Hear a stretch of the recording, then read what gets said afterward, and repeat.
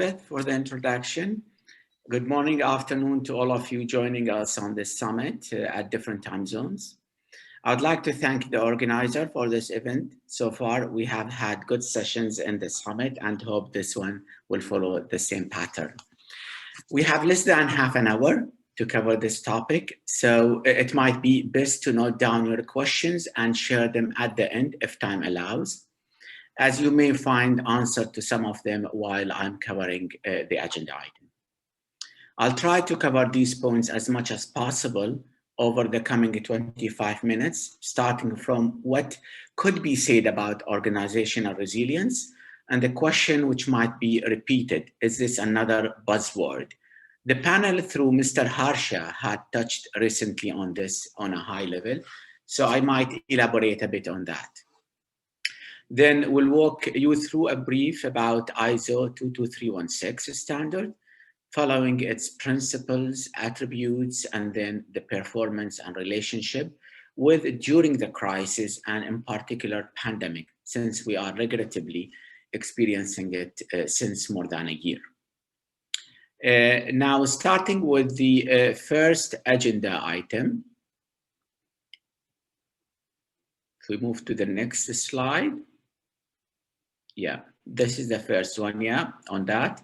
Well, do we really need this new approach? I mean, what's actually new? There are so many standards already. Will we ever cope another certification? We do this all time. And we've been actually experience a series of questions like that. And it might even now coming in your mind. These are all good questions and valid. The concept of resilience is not new. If we interrupt the definition of resilience as the ability to absorb and adapt in a changing environment, we realize that Mother Nature evolution has successfully applied this principle for quite some time.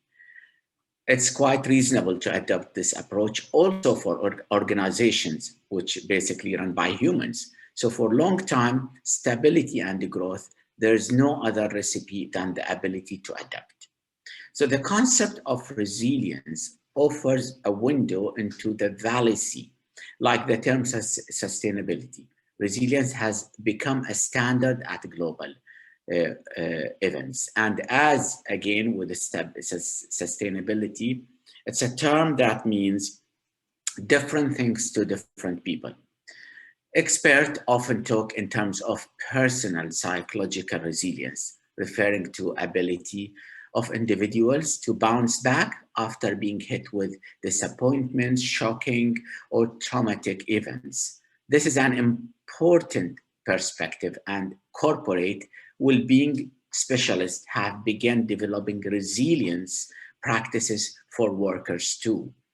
But a less understood perspective is business resilience. That's how to ensure your company can continue creating value in the face of disasters, both natural and man-made. Having said that, organizational resilience is defined as the ability of an organization to anticipate, prepare for, respond, and adapt, which is the most critical word, to incremental change and sudden disruptions in order to survive and prosper. As the definition stands, resilience reaches beyond risk management, and we will see that later, towards a more holistic view of business health and success. On the next slide, the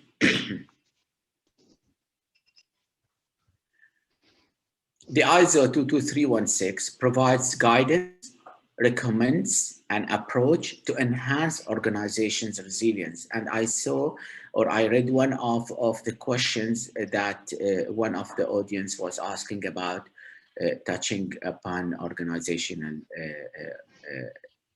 resilience. So it does now by ISO, it does so by proposing principles, attributes, and activities, contributing to more resilient organizations, as can be seen from this diagram.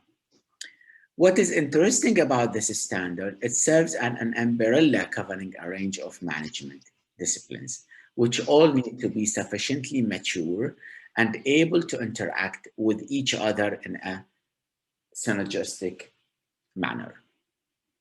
Two of these management disciplines are information security, which is ISO 27001, and business continuity, ISO 22301.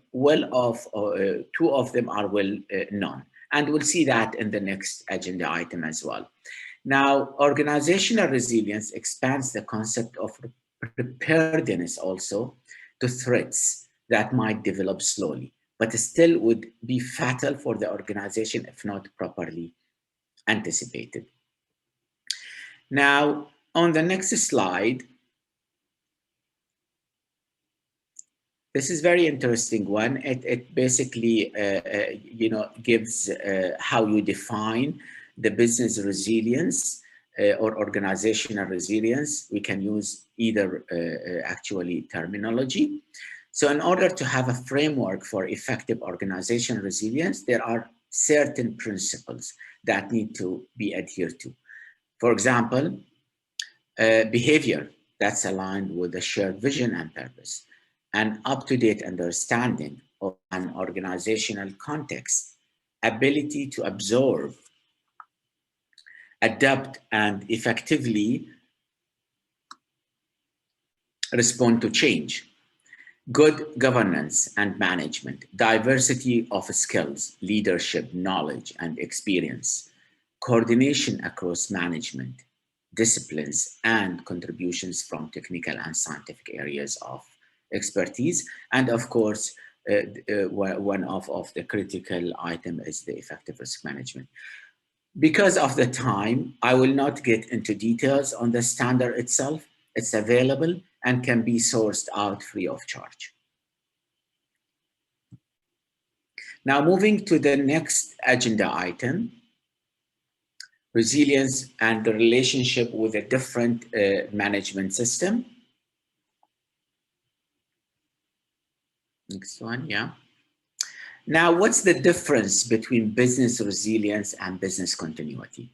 Two terms that are used interchangeability, but are different in some ways.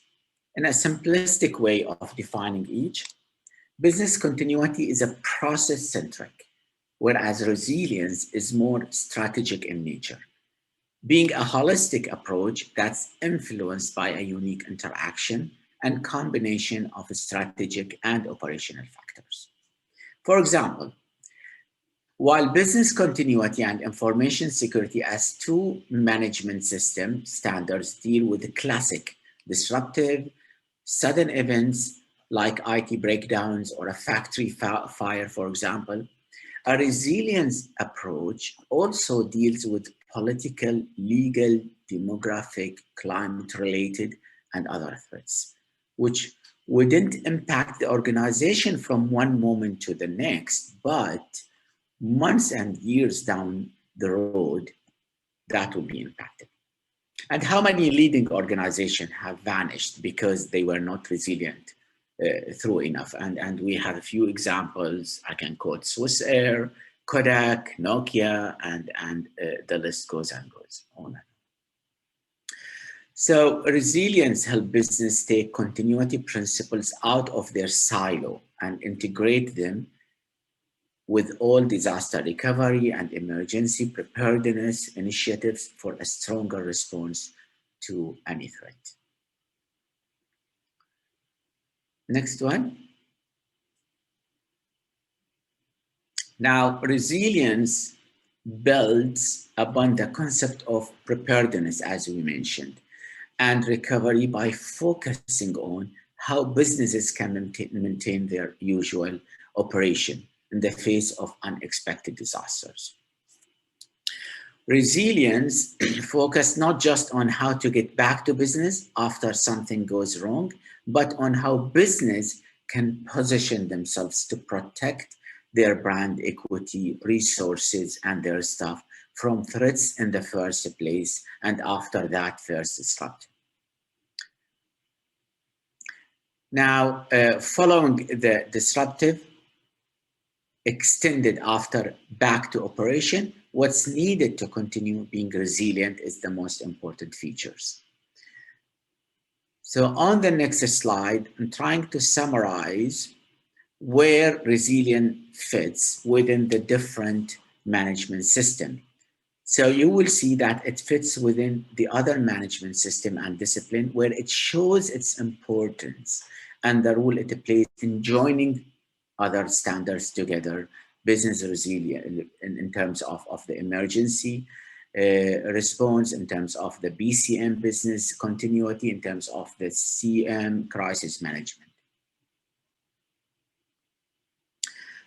Now, on the third agenda item, and apology for trying to basically adjust my presentations with the time, so I may rush a bit.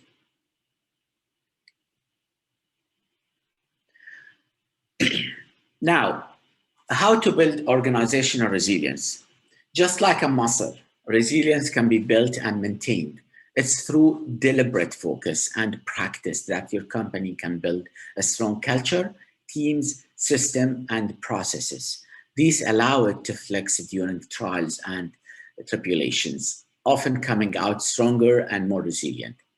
You will need a few tools to overcome the challenges that I did mention in this slide, like a well-defined culture and values, which serve as the backbone of the organization.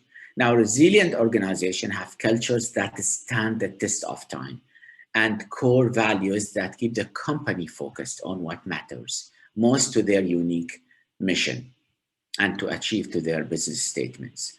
The other thing is a strong team, and you will see in the organizational resilience, as the word organizational stands, there's a huge emphasis on the resources, on the team, on the employees.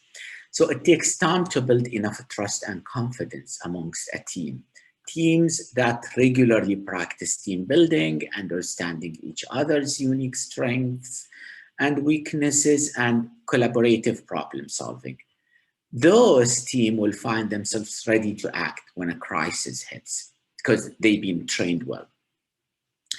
Updated system, you need updated system and infrastructure, and this has been well experienced, and the organization that couldn't even cope with a simpler disaster, it will be very difficult for them to cope with pandemic. So the right system and infrastructure are required to ensure your company can continue to operate. And probably one additional item is the smart measurement and process. And what we meant by that, understanding what metrics ultimately drive performance and value for your business is very critical. Ongoing access to reporting of metrics like customer conversion rates, customer acquisition cost, retention rates, average order values, all can allow you to raise a red flag before true danger arrives. The key challenges or capabilities, next slide, please. Yeah. Now, in leading your organization to becoming a more resilient, you need to embed 3 iterative steps as a standard operating practice. All starts with A's: anticipate, adapt, and assess. Now, anticipate what's happening in the environment and prepare to act on challenges and opportunities.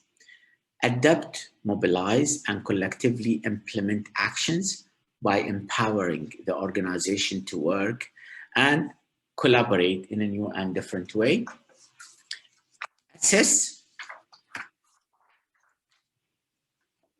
review and reflect on progress to collectively learn, evolve, and build capability and capacity.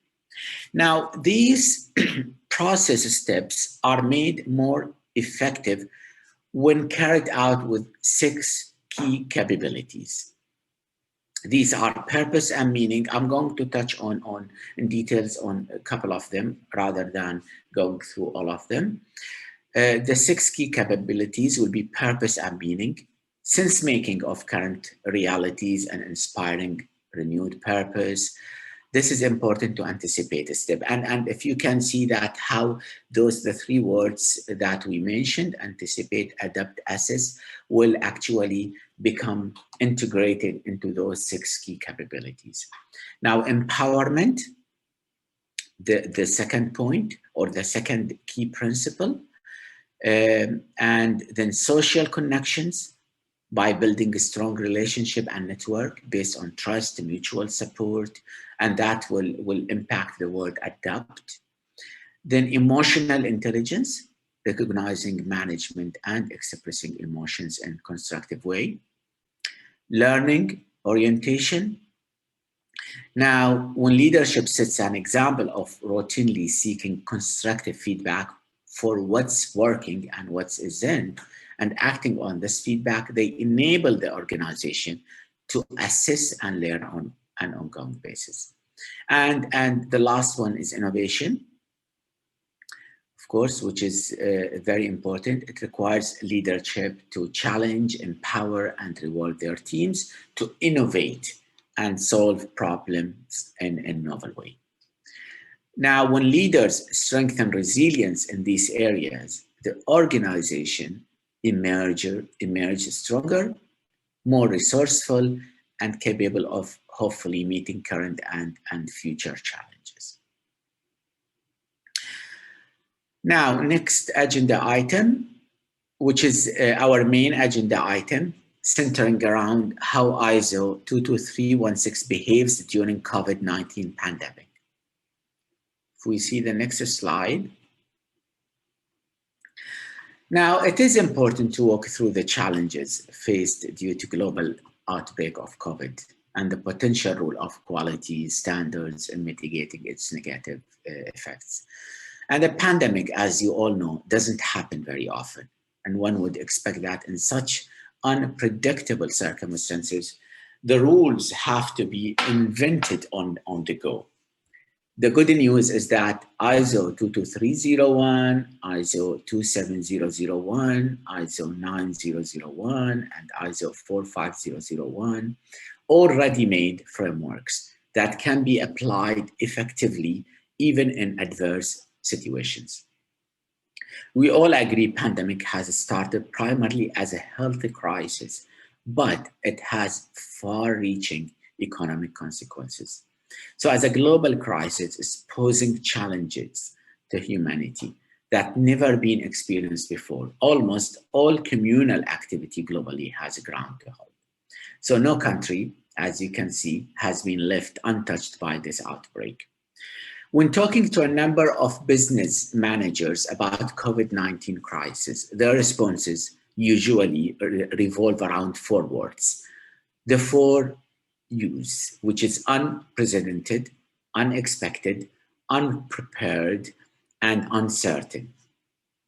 And the main cause of these challenges is the unpreparedness, actually, of many of the enterprise to face this type of situation.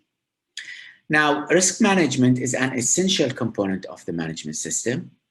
This crisis has revealed that some enterprise have actually underestimated its importance, and others, and especially small businesses, which may lack knowledge of how to implement a risk management system. Now, the management system of these small businesses, as an example, are not resilient enough to enable them to navigate through this pandemic with appropriate mitigation measures and readiness to tap into opportunity despite the numerous tools developed for that purpose and made publicly available. Next slide.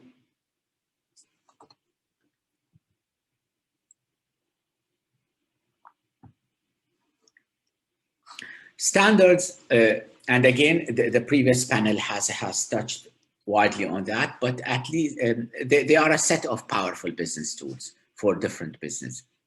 They inspire confidence, drive down costs, boost productivity, build resilience, reduce risk, and improve profits. So ISO standards prove to be important and needed at crisis and can help in identifying risk and continue businesses post the pandemic. The further dissemination and application of those standards will be particularly important in the short term, but remain a priority in the medium and long term, which is the most important and tally with the resilience. Now, ISO has developed a number of international standards to limit the impact of any crisis and be better prepared to rebound thereafter. Now, in our case, the relevant ISO standards fall into two categories. The first one concerns security, resilience, and risk management, which includes, as we touched before, business continuity management, emergency management, crisis, supply chain, and those tools prepare enterprises to face a crisis.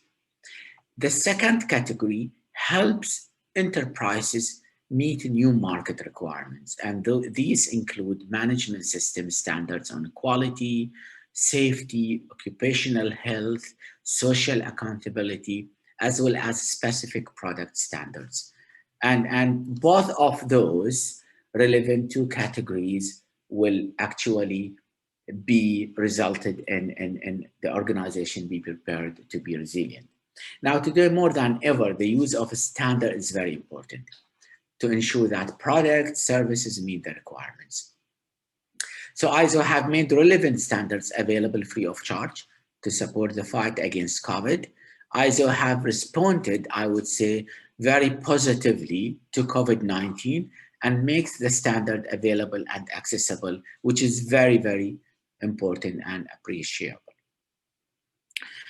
The COVID-19 pandemic has revealed the necessity of resilience, but it didn't necessarily introduce it.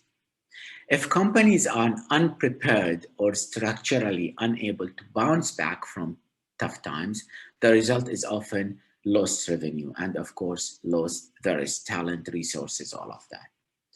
Now, to know how ISO 22316 behaves, it's rather easier to understand what has been done in getting answers to these steps and responding to the virus.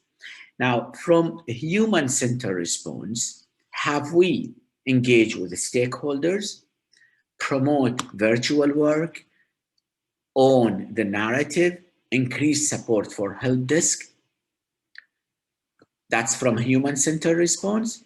From organizational preparedness, how we institute a central response team, monitor regulatory and health updates, assess market and financial impact, build a transformation roadmap. So the bottom line is that the responsiveness and the quality of ISO standard 22316, which is our subject to COVID-19, depends on the organizational resilience of the firm itself, systems, capacity to loosen control and subsequently enhance professionals. Now, three factors critical to enhancing that, the organization capacity for improvement are increasing autonomy, maintaining a structure, and creating a shared understanding. Next slide. Now, what do organizations need to do now to ensure they are in the best possible position for the environmental that emerges? I've listed a few important points here, and mainly with lots of reading and putting from our experience and putting together a few things. I believe those will be survive, understand in detail how business works, collaborate, plan for success. We can touch upon on each of them. Now, for example, survive. Mr. Hasan? Yes? I am extremely sorry if you allow me to interrupt. What we anticipate is that we need to wrap up in a few minutes, considering that our next speaker is ready. So my Yeah, request, sure. Sure, I can I, do that. Yeah. I Although, appreciate it. although, although a few minutes were taken from my time, but that's fine. Thank you for understanding. Thank you Okay. so Okay. much. So let me just, where were we on that? Uh, okay. So then in that case, those probably what we need to for the organization to do, survive, as we said, understand in detail how your business works, collaborate, plan for success. Now, on the next one, building organizational resilience for the age of coronavirus. This is actually, I found this diagram very useful and summarizes in a nice visual way the potential way forward to have resilience embedded in your organization and rather a norm practice. It's an iterative process using the enables to reach out to successful process. Now, organization need a time-tested resilience framework like the one here, noticing, interpreting environment signals, determining potential responses, and finally taking actions and learning. The next agenda item, in a few words, strategies to underpin business resilience. Now, a few consultancy houses like McKinsey and Co. Have published a few guidelines as a result for COVID-19. While these were specific to COVID-19, the general framework can be applied to other crises that emerge. And this diagram shows the five horizon of actually of resolve, resilience, return, reimagine, and reform. Now, no much time, as Elizabeth mentioned, left. So with that, I'd like to emphasize on the importance to be resilient and for the organizational resilience, either being a standard or certification to be definitely implemented within the organization. Thank you all. Thank you. Thank you so much, Mr. Hassan, anticipating, adapting, and assessing the situation. Of course, I cannot add more. We really learned a lot from you. A big round of applause. Thank you so much for taking out your time and sharing your experience and expertise. And without wasting any other time ahead, we move to our next speaker.